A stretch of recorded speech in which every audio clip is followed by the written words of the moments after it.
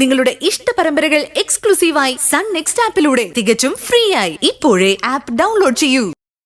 ഞാൻ അച്ഛനെ സഹായിക്കാൻ കൂടെ നിൽക്കുന്നേ ഉള്ളൂ. മിടുക്കി, അങ്ങനെ വേണം കുട്ടികളായ. സ്വന്തം അച്ഛനമ്മമാർ ചെയ്യുന്ന തൊഴിലിന് സഹായം നൽകുന്ന മക്കള് വീടിന്റെ തന്നെ ഐശ്വര്യമാ.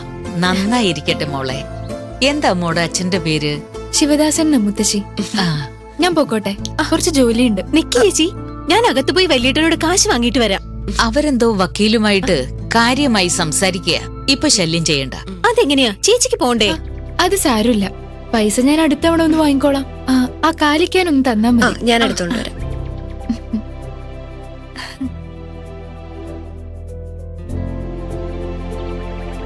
ശേഖരൻ പറഞ്ഞ ശിവദാസന്റെ മകളാണോ ഇവൾ?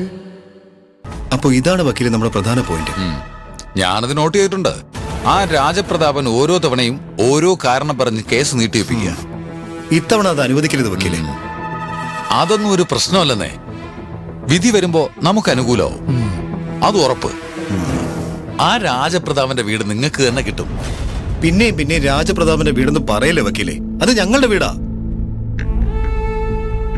പിന്നെ ശേഖരൻ സാറിന് എന്തെങ്കിലും പോയിന്റുകൾ പറയാനുണ്ടോ? പ്രത്യേകിച്ചൊന്നുമില്ല, ഹരിയെല്ലാം പറഞ്ഞല്ലോ, അതുപോലെ തന്നെ.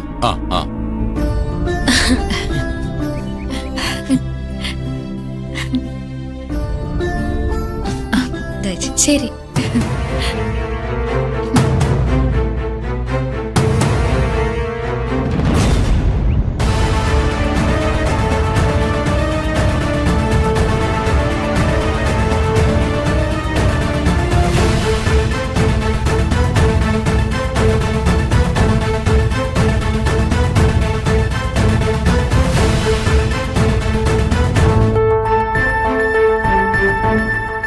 അപ്പൊ ശരി വക്കീലെ, കാണാം. ഇന്നും വെറും കയ്യേ ഉള്ളോ? എന്ന് വെച്ചാ അല്ല, കേസ് കൊടുക്കുന്നവരെ ഫീസ് കൊടുക്കുന്ന ഒരു പതിവുണ്ടേ.